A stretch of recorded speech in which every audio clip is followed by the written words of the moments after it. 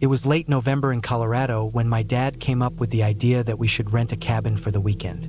I was about 7 or 8 years old, and my sister was 11. My mom thought it would be good for us to take a short trip, bond as a family, and spend some time away from school and everything else.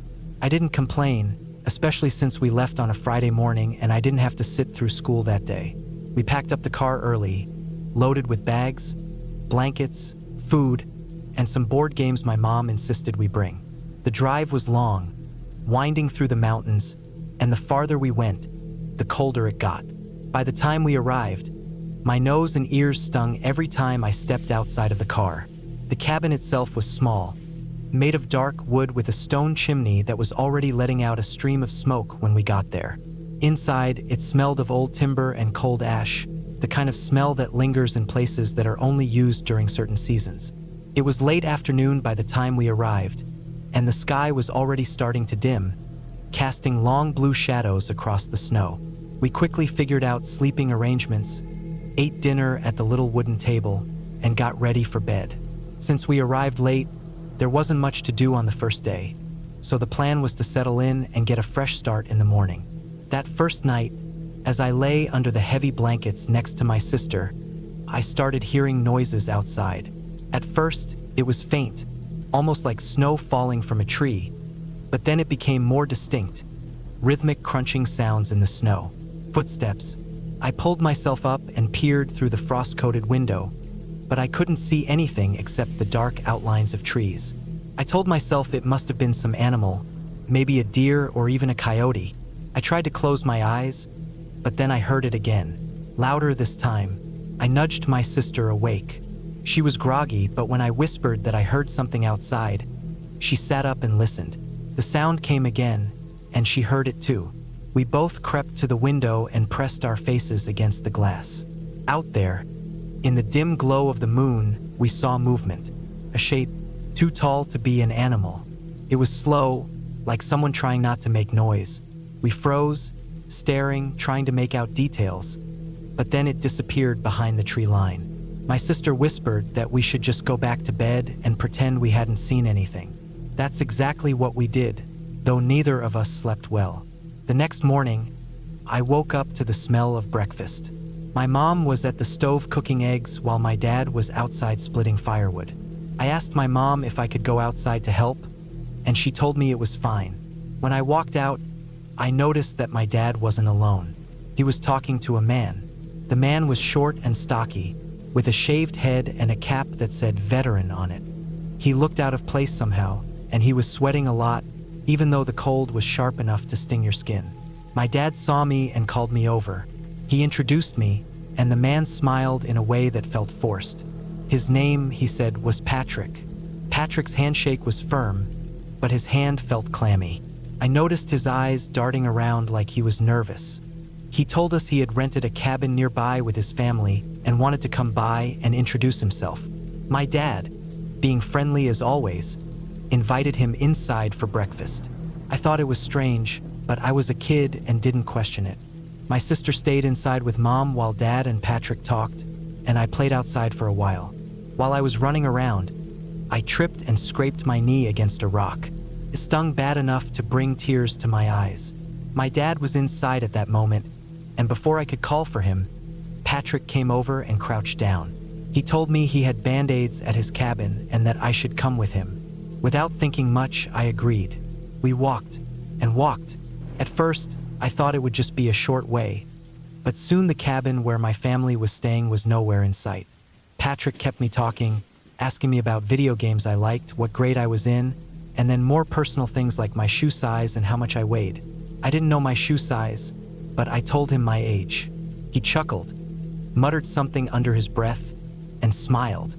His tone made me uneasy, but I was too far in now to turn back on my own. When we finally reached his cabin, it was tucked away deep in the woods. It looked run down, with the porch covered in snow and the windows fogged. He told me to go in first, so I did. That's when I realized something was wrong. The cabin was messy, clothes scattered everywhere, but it was completely silent. No signs of kids or anyone else. I asked where his family was, and he ignored me. He locked the door behind us. He came back holding a Band-Aid and told me to sit so he could put it on. I hesitated, but I sat down. He placed it on my knee, and while doing so, he let his other hand slide up and down my leg, commenting about how muscular I was for my age. My stomach dropped. Everything about this felt wrong. I quickly stood up and told him I felt fine and that I should go back to my parents, but he insisted I stay. He told me we could have lunch together. Then came the moment that set my fear in stone. A loud bang came from behind one of the closed doors. Patrick jumped up, furious, and shouted at someone inside, saying they weren't supposed to move. He walked in and slammed the door behind him. I heard him yelling. A woman's voice answered weakly. When he came back out, he smiled like nothing happened and told me his wife was sick and not allowed to be around visitors.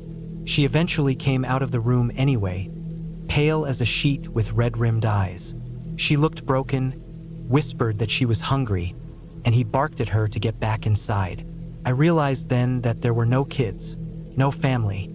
Nothing about what he said was true. He then mentioned he had children's clothes that might fit me, and he wanted me to try them on. My chest tightened with panic. I started crying, but he pulled me into a hug and told me everything would be okay. When he went into the back room to grab something, I unlocked the door and bolted. The cold air hit me as I ran. I didn't care which way I was going. I just wanted distance between me and that cabin. My heart was pounding so hard it felt like it might burst. After a while, I heard shouting behind me. Patrick's voice calling me back, telling me I didn't have to try on the clothes, that he had toys, that I'd be safe. His tone had shifted from calm to frantic. I hid behind a tree, watching him from a distance as he searched for me. He stood at the edge of the trees, scanning, shouting into the woods. I held my breath until he disappeared back toward the cabin. Then I ran again. I didn't stop until, after what felt like forever, I saw a shape in the distance.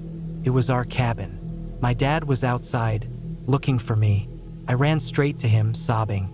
I tried to explain through the tears what had happened, what Patrick had done and said. My dad's face changed instantly. He marched inside, told my mom what happened, and within minutes he was on the phone with the man who rented out the cabins. The owner called the police. We packed up and left that same day. My parents didn't even want to stay another night. Later, the cabin owner called back and said the police had checked the place. There was no sign of Patrick or his wife. Clothes and belongings were left behind, but no people. They took statements, asked questions, but that was the last we ever heard. No follow-up, no explanation. Patrick probably wasn't his real name. He wasn't a veteran. He had no family. He had been living out there, waiting for something or someone. I still wonder what happened to his wife, if she was really his wife at all, and how many other kids he tried to lure. I don't know if they ever found him, or if he just disappeared deeper into the mountains to do it all again. That trip was supposed to be about family bonding, but it ended with fear and unanswered questions. Even now, so many years later, I can still remember his sweaty hand on my leg, his forced smile, and the sound of his voice calling into the forest for me to come back. I never went to another cabin trip after that without thinking about him. Every unanswered question has stayed with me. That weekend changed how I saw strangers forever.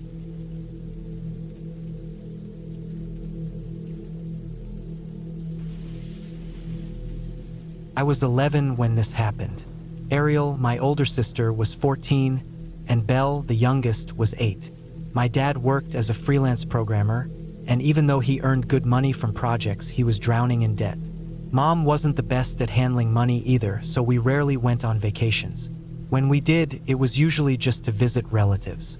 That summer, Dad had finally wrapped up a big project and gotten a decent payout. To celebrate, he rented a movie he knew would scare us, Final Destination. He loved watching horror movies with us, always laughing when we jumped at the scary parts. We were in the middle of the movie when the phone rang. Dad got up to answer, disappeared into the other room, and came back to grab Mom.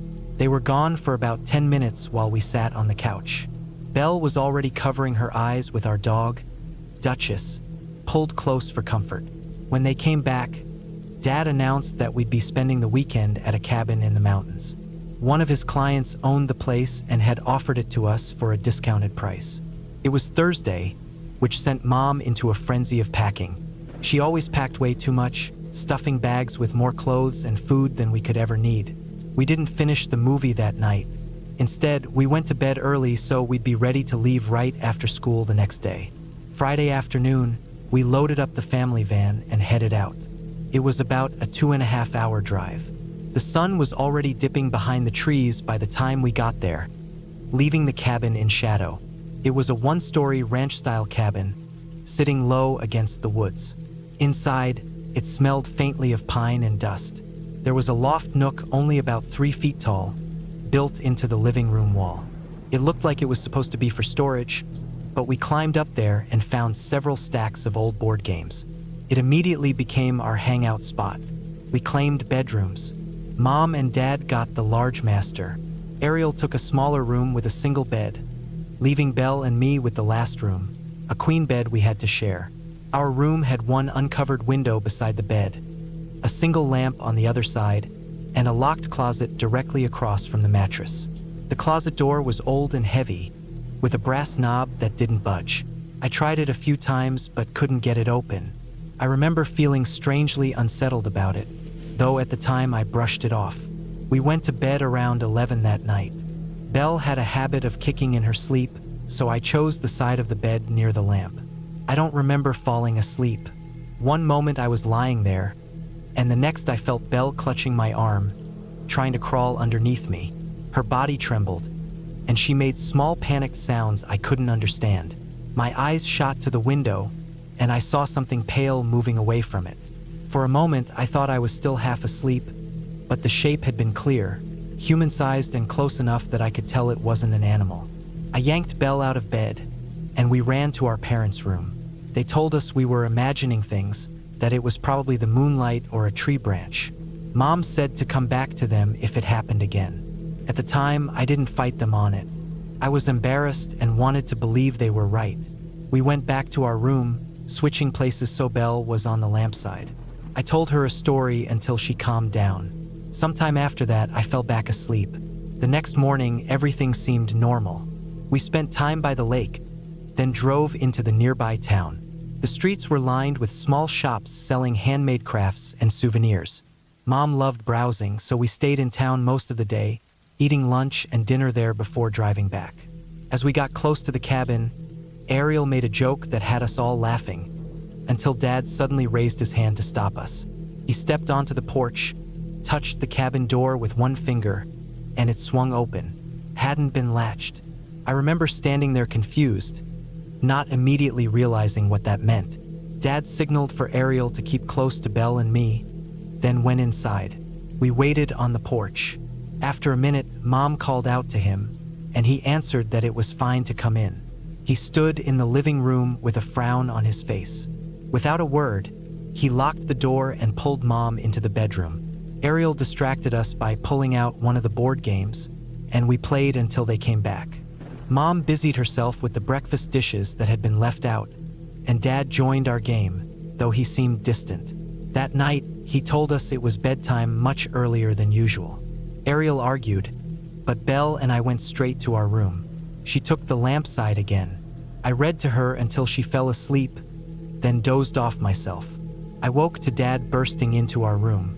He scooped Belle off the bed with one arm and grabbed my hand with his other, dragging us into the hallway. Ariel was being rushed along by Mom. In the living room, Duchess stood rigid near the back door. Her fur bristled and a sharp whine rising from her throat. The back door was slightly open. Dad didn't let go of me or put Belle down. We hurried outside, piled into the van, and he raced off. Duchess scrambled in after us, still on edge. Nobody spoke. The only sound was the van's tires humming against the pavement and Belle's small, frightened breaths. We drove the entire 2.5 hours back home in silence. Duchess eventually calmed, but Dad kept his jaw clenched, staring straight ahead. The next day, he told Ariel what he had seen, but Belle and I didn't hear the full truth until years later. That night, he had woken up to low moaning outside their window. At first, he thought it was an animal, but when he got up to check, he noticed the front door unlocked. even though he had locked it before bed. The kitchen chairs had been moved slightly, as if someone had sat there or brushed against them. Duchess growled at the back door, which he then found cracked open. That was when he rushed to get us out. He went back alone the next day to collect our luggage. Around the cabin, pressed into the dirt beneath the windows, he found footprints. Several sets, clustered beneath the exact window where Belle and I had been sleeping. They were human, clear, and deliberate. We never went back to that cabin. Dad never spoke much about it again, but years later, when I was old enough to think about it clearly, I realized how close we might have been to something far worse. Someone had been watching us, maybe even inside while we were out in town. The thought still chills me. The image of Belle trembling under the blankets that first night, and me convincing myself it was nothing. It wasn't nothing. Whoever it was had come back, had tested the doors, had moved inside while we were away. I sometimes wonder what would have happened if Dad hadn't woken up when he did, if Duchess hadn't growled, or if we had stayed one more night. We were lucky. That's the clearest way I can put it. It wasn't ghosts or shadows. It was people. And people were more than enough to be afraid of.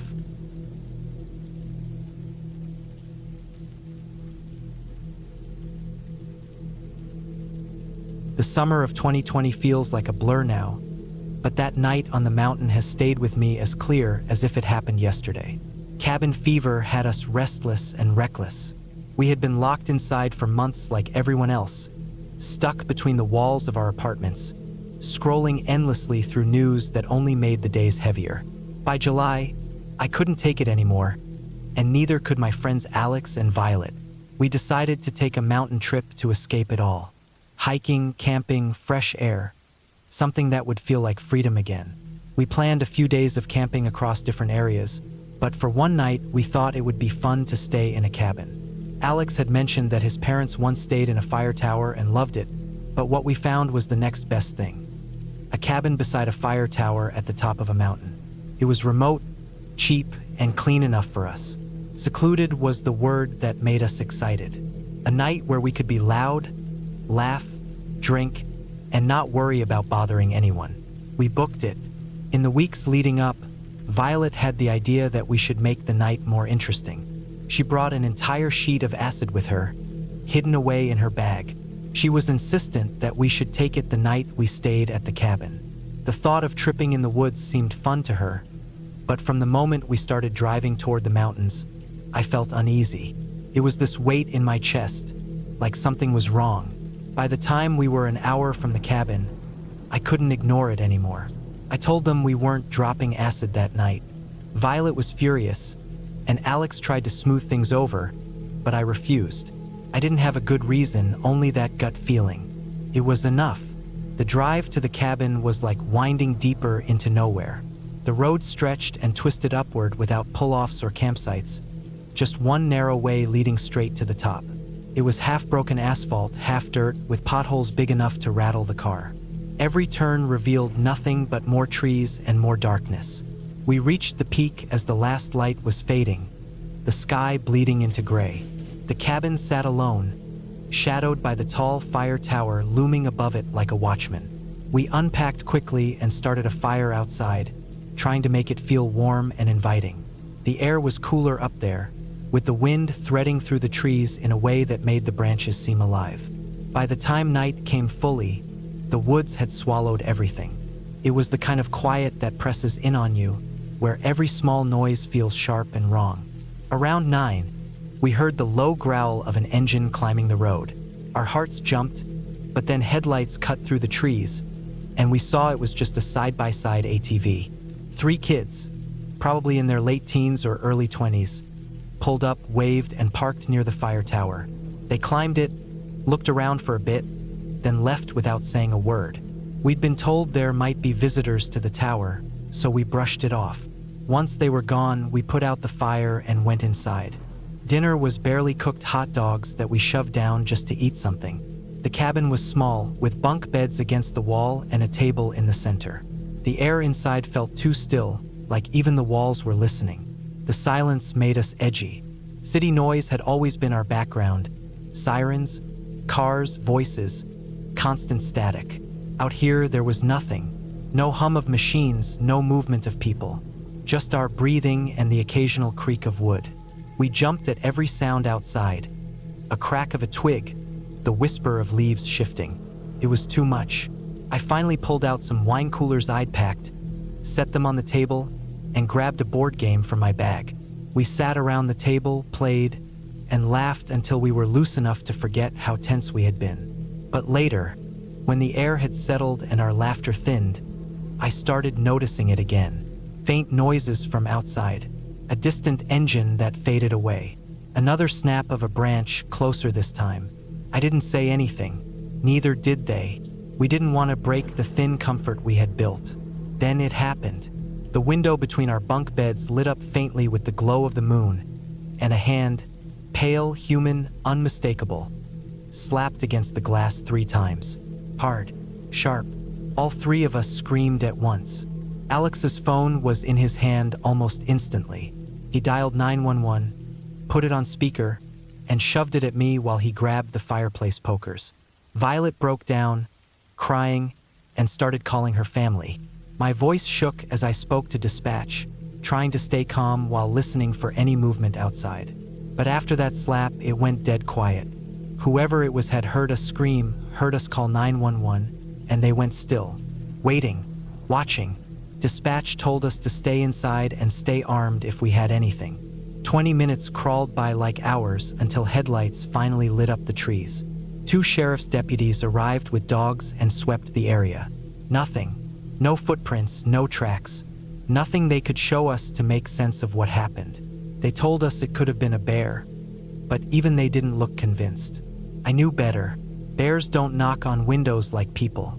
Bears don't smack glass 3 times and then disappear when voices rise. One of the deputies mentioned something that froze my blood. On their way up the mountain, they'd passed a car parked at the base of the road. They thought it was odd because there was no trailhead or campsite nearby, just the road leading straight to where we were. After they left, we packed up in a frenzy.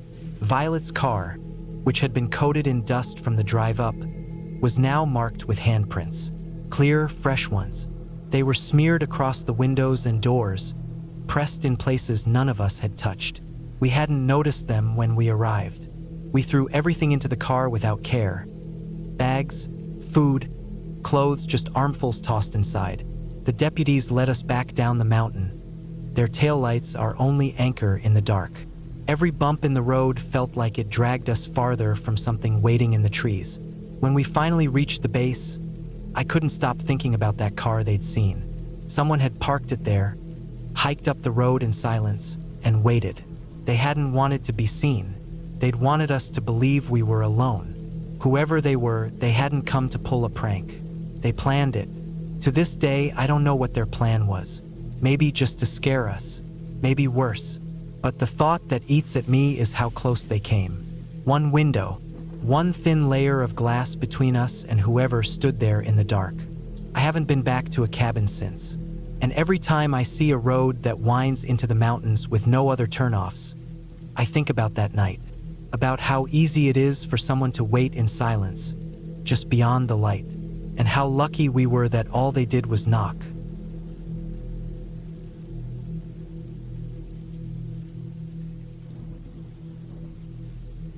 I remember that summer in Washington clearly because of what happened on that last night at Lily's family cabin. The days before had been perfect. The cabin sat above a lake, quiet and still, with thick woods all around. Lily, her cousin Evan, and I had spent the first couple of days swimming, fishing, walking the trails, and just enjoying being away from everything. It was the kind of trip where time slowed down and you forgot about school, phones, or anything waiting back home. Everything about it felt safe until that final night. It had become sort of a routine for us. As the day wound down, we'd take our fishing poles and walk the short path through the woods to a smaller beach on the lake. The path started well enough, a dirt trail wide enough for strollers, joggers, and kids during the day.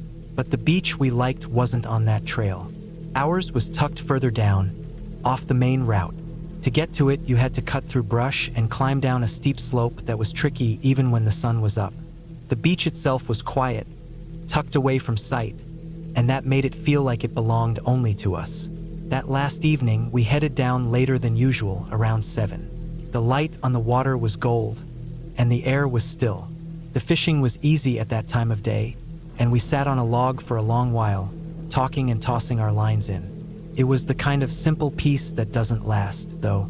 The sun sank, and the light around us drained away. None of us really noticed how dark it was getting until I finally looked around and realized we were sitting in full darkness. The water had gone black, the woods around us had blurred into shadows, and it felt like someone had pulled a blanket over the whole place. I said we should head back. Lily and Evan agreed. We packed our gear, the click of tackle boxes and the snap of folded rods the only sounds in the still night. The walk back up from the beach was always the worst part. The slope was steep, and you had to lean into it on all fours to keep from sliding backward. Even though I'd done it before, that night I felt uneasy. My imagination ran away with me in the dark. Every noise in the brush sounded like something waiting. Halfway up, I said it felt creepy. Evan, of course, made it worse. He started talking about stories he'd heard, about strange men living in those woods decades ago. Supposedly some kind of cult, people who had killed for rituals, who disappeared when the police cracked down but might still be out there. He told it like he was joking, but his voice had that edge to it, like he wanted us unsettled. I tried to brush him off, but the story stuck in my head like a thorn. When we reached the trail, Evan stopped suddenly. His face went blank in a way that didn't look like a joke. He just stared into the trees. Lily told him to quit messing around, and we pushed ahead. But Evan grabbed our arms hard and forced us to look where he was looking. At first, I saw nothing but shadows layered on shadows. Then, as my eyes adjusted, I saw him, a figure large, moving slowly between the trees, stumbling, but steady enough that he was clearly coming toward us. His shape was all wrong for a jogger or someone just out for a walk. He was heavy, broad-shouldered, and his steps had that uneven rhythm that sent every alarm in my body screaming. I couldn't see his face, but I knew it was a man.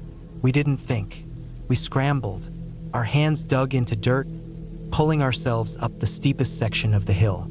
Behind us, I heard branches snap and brush crush under fast, heavy steps. He was no longer stumbling, he was pushing harder, gaining. The panic in my chest felt like it would split me open. I clawed up that hill until my legs and arms burned. When we reached the top, we didn't stop. We sprinted across the trail and through the last stretch of woods, crashing onto the gravel road that led back to the cabin. I risked one look over my shoulder. The figure was still there, at the top of the slope, watching, breathing hard. The cabin lights ahead looked like salvation. We tore up the porch steps, threw our gear down and reached the door. Locked, always locked.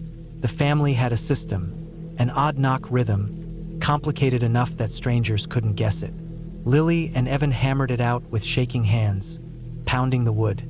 I looked back toward the tree line the entire time, expecting to see the man burst out of the shadows. But nothing. He was gone. Inside, the adults opened up, confused at our panic.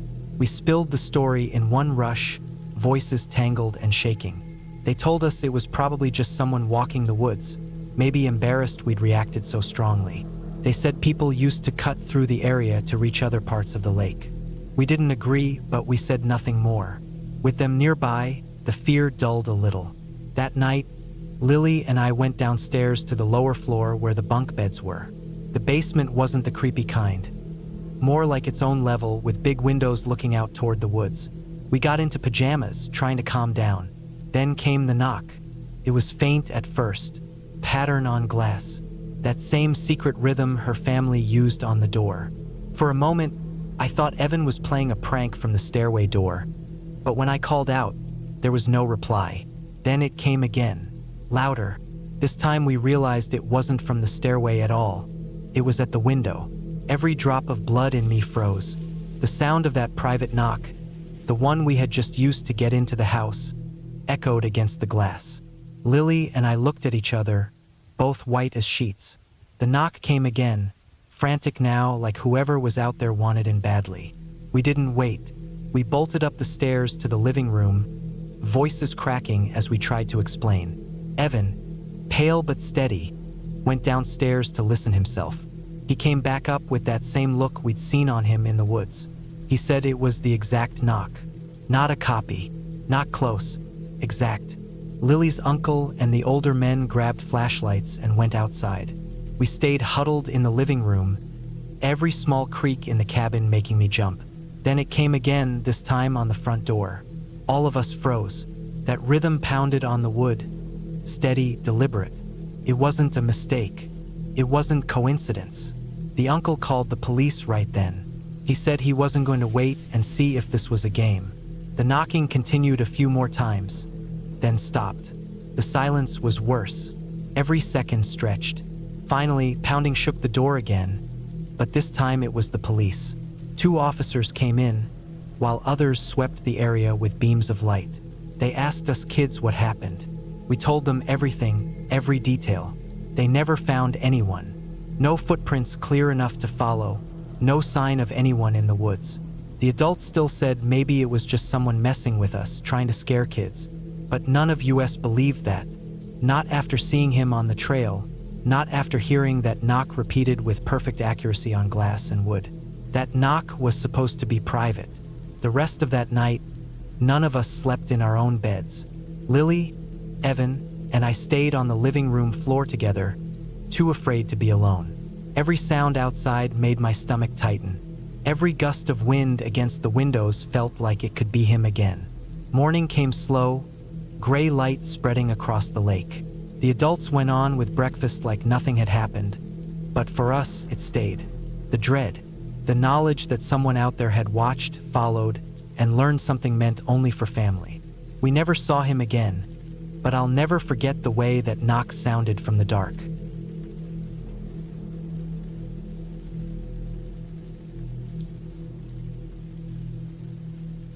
A couple of years ago, my friend Kate asked me to go with her to a party. The party was being thrown by her old friend Susan. Kate had gone to a Catholic school with her through elementary and middle school, but when high school started, Kate ended up at a public school where she met me. Susan went on to a Catholic high school, so the two of them drifted apart.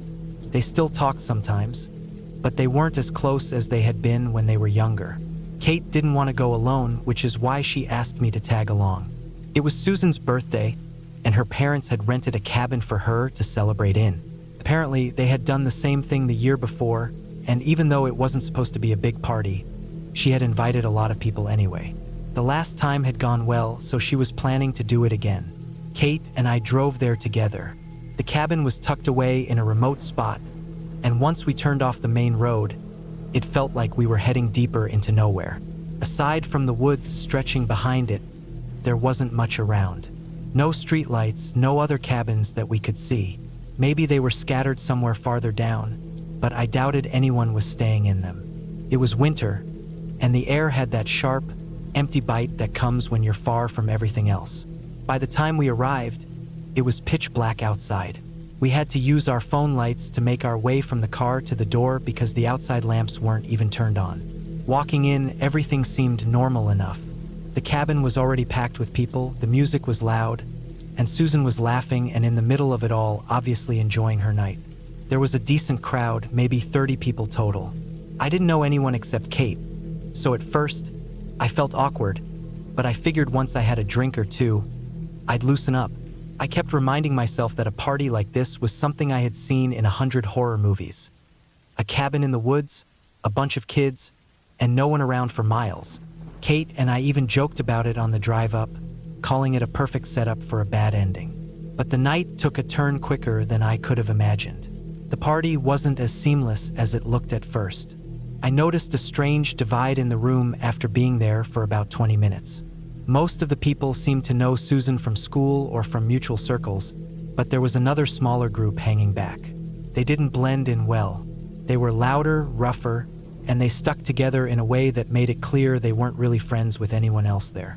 I didn't know the full story, but Kate later told me that this group hadn't even been invited by Susan directly. One of her friends had brought them, and it was clear after a while that they were drinking heavily without having brought anything of their own. I only recognized one guy from around town. He had our city's name tattooed across his neck in messy letters, like something he might have done himself in a bathroom mirror. Kate and I had been laughing quietly about it, but at the same time, it made us uneasy. Tattoos like that always made me think of gangs, even if it was just someone trying to look tough. Eventually, it reached a point where Susan and her main group wanted them gone. The excuse they used was that a ranger or someone from the property management might be stopping by to check. Technically, there were only supposed to be 2 cars parked at the cabin and just a few people staying. Word spread quickly that someone in that group was on probation and couldn't afford any trouble, so they left without much of a fight. For a few minutes, it seemed like the plan had worked. Everyone relaxed a little, and the party picked back up. But that was when things started unraveling. The group had barely made it to their cars when the only girl among them walked back inside. She raised her voice over the music and said she just wanted to wish Susan a happy birthday. The way she said it was strange. Too loud, too forced, and it made everyone stop and stare at her. It was like she wanted us to notice her. Before we even had time to process it, we heard the sound of glass shattering in the back of the cabin. At first, I thought maybe someone had dropped a bottle, but then came another crash, this one louder and sharper. A window breaking, then another. People started screaming. Voices rose up all at once. Someone shouted that the guys were breaking windows, trying to get back in. My chest tightened, and I just sat there frozen for a second, not knowing how to react. Kate grabbed my arm, and I could see the panic spreading across her face.